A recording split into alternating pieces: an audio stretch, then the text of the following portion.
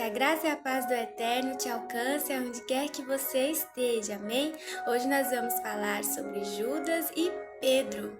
Judas e Pedro caminharam com Jesus lado a lado, vendo, ao vivo tudo aquilo que Jesus fazia por 3 anos.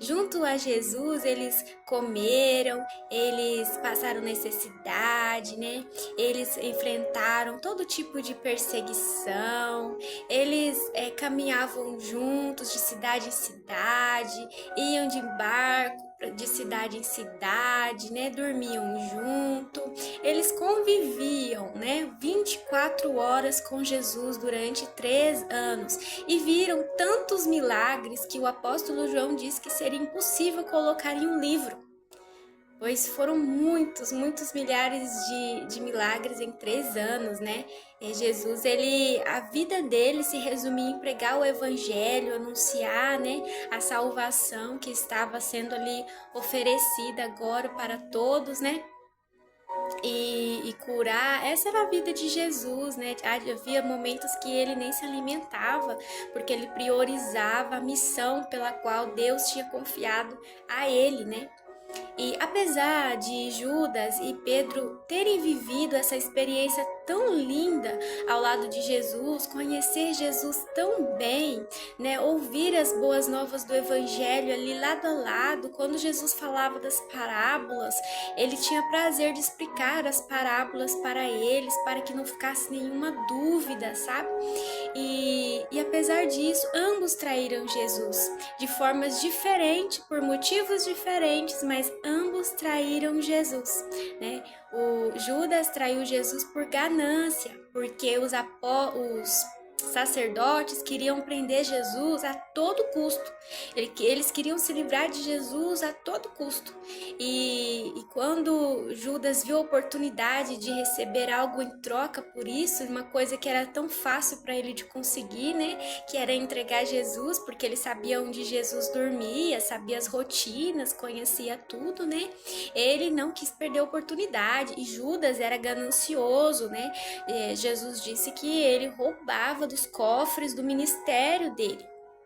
Judas era o responsável por guardar o dinheiro de Jesus, o dinheiro ali que era ofertado para que eles tivessem o que comer, tivessem como conduzir o seu ministério, porque Deus levantou muitas mulheres para auxiliar eles, E ele roubava dos cofres de Jesus, do ministério de Jesus, Então, quando ele viu essa oportunidade, ele não quis perder essa oportunidade, Já Pedro traiu Jesus por medo, Ele tinha medo do que iam fazer com ele, se pegassem ele, porque já tinham pegado o mestre dele, E ele sabia que o mestre dele não ia se defender, que ele estava se entregando, por livre e espontânea vontade, e ele ia ser morto.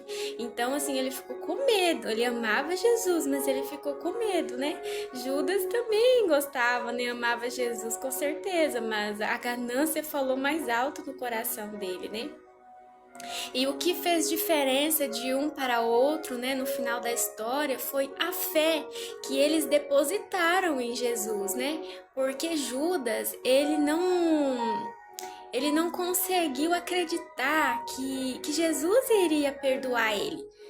Porque imagine ter entregado, o Filho de Deus, como que Deus perdoaria ele, O que poderia acontecer com ele e a vergonha, Imagina quantos sentimentos ruins deve ter entrado no coração dele nesse momento, quando caiu a ficha do que ele tinha feito, E aí, nesse momento, ele não consegue lidar com aquelas emoções, se desespera e tira a sua própria vida. Ele até tenta reverter a situação, querendo devolver o dinheiro. Mas aí os sacerdotes falam que não vai devolver coisa nenhuma, que ele entregou Jesus porque ele quis, que bateu arrependimento, Mas já era tarde.